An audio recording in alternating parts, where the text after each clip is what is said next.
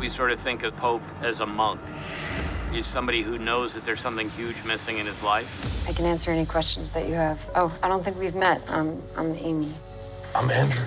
Some of that's tied to his own emotional and mental illness. He knows that he feels unmoored a lot, and he's searching. And from Amy, he starts to discover that there's a possibility for redemption in Christianity. I'd like to be a part of something like that. Great. We'd love to have you.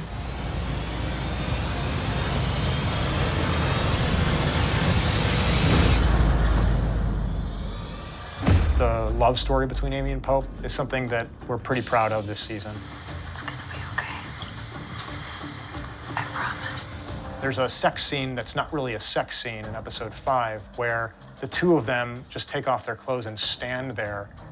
It's very intimate, it's very emotionally complex, but it's not literally sex. And we thought that that was a beautiful way to slowly evolve them into a real relationship. Now touch yourself. He's never really had a normal relationship of any kind with anybody.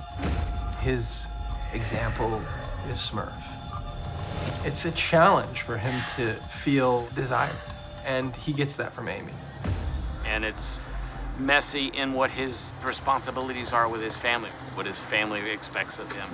The two can't coexist. You worked it just right. Gotta keep it going now for a couple more weeks, and you can wind it down. Before you know, you'll be free. I don't want to be free.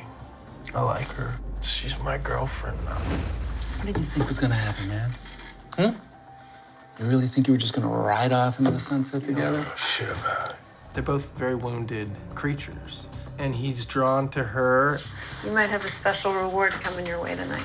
And he's fighting against that because the Bible says certain things about a man and a woman. So it's all very confusing for Pope. But in the end, it presents this glimmer of hope that he never thought he would experience. What's fascinating to us in the writing room is that, if you go on social media, you'll find that people respond to Pope in the most incredible ways. With Twitter and other forms of social media, you can watch the show and then real time feel what their reaction is. People become scary.